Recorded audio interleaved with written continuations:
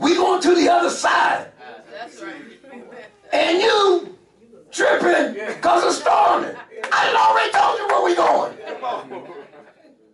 You ought to have some peace just based off of what I said. Right. That's right. How we act though. Right.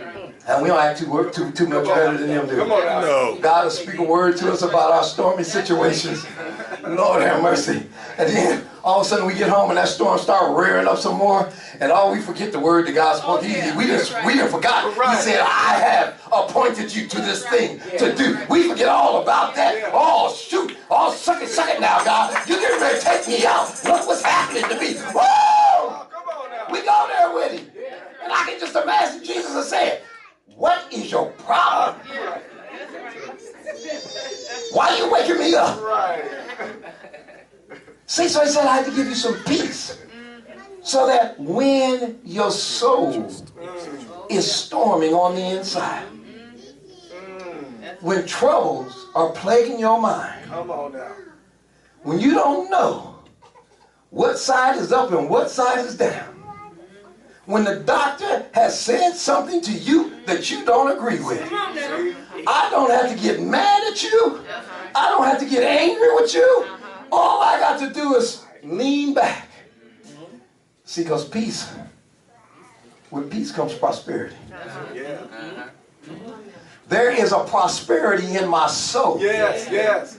There is a wellness in my soul. There is a calm in my soul. Come on. Listen to what I'm trying to say. There was a calm in the soul of Jesus. Yeah. There was a peace on the inside of Jesus. Yeah. There was a prosperity on the inside of Jesus. And when he stood up and seen the physical storm, he simply spoke what was on the inside of him. He said, peace, Peace. be still. Come on. And they were amazed that the winds listened to him. Wow. Wow. What is God trying to tell us? The storms in our lives, he has given us the ability to stand up and say, peace, Peace. be still.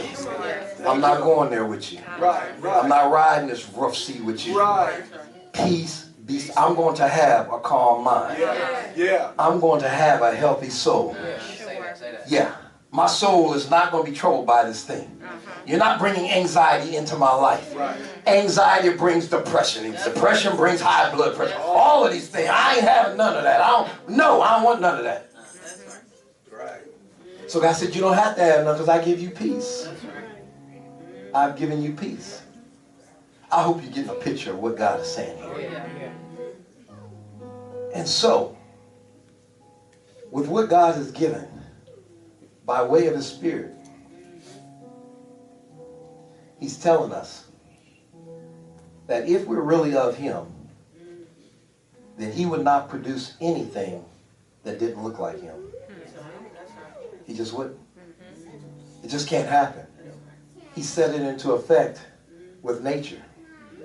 You know, a robin redbreast, which I believe, no, that the cardinal is our state bird name. The cardinal. Yeah, the cardinal. Right. The cardinal. I got there.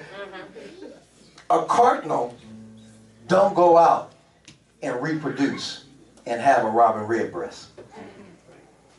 You hear what I said? A cardinal only reproduces a cardinal. Now I know they do some crossbreeding and all that. I ain't talking about all the crazy stuff. Yeah. That's man. But if I have a German Shepherd, purebred German Shepherd, breed it with a German Shepherd, Yes. I'm not going to get a poodle. That's right. I'm not going to get a poodle German Shepherd mix. No. I'm not going to get a poodle pit bull. I'm going to get a German Shepherd. Man has screwed all this stuff up. Yeah. Yeah. But I'm going to get what that animal is. Read the text in Genesis. It says the animals will produce after their own kind. Because the seed that is in the sperm of the male animal, just as the sperm of the male human, can only produce another human. Come on. Come on. Right. Right.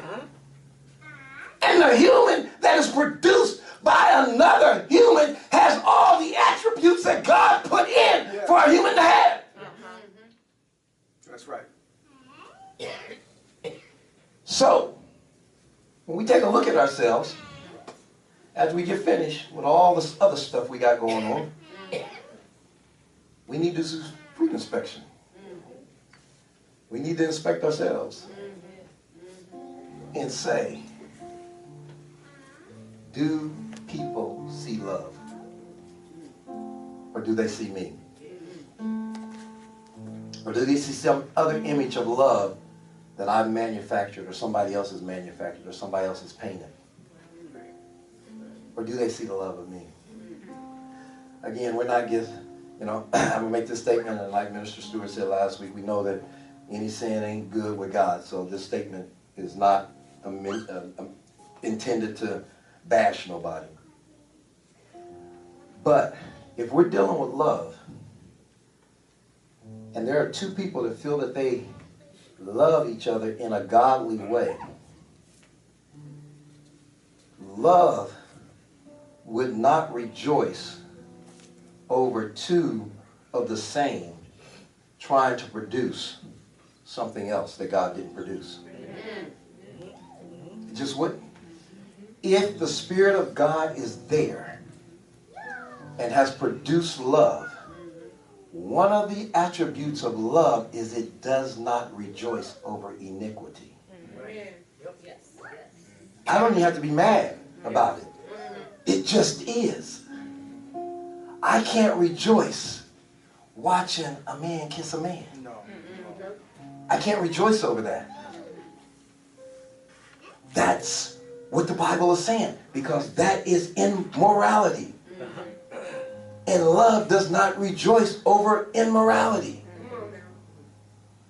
That's not me being judgmental. That's love, the characteristic of a love operating in me. Just like I can't rejoice over a man raping a woman. Can't do it. I can't find no excuses for him. Don't tell me nothing about what your daddy did. What you just did was evil.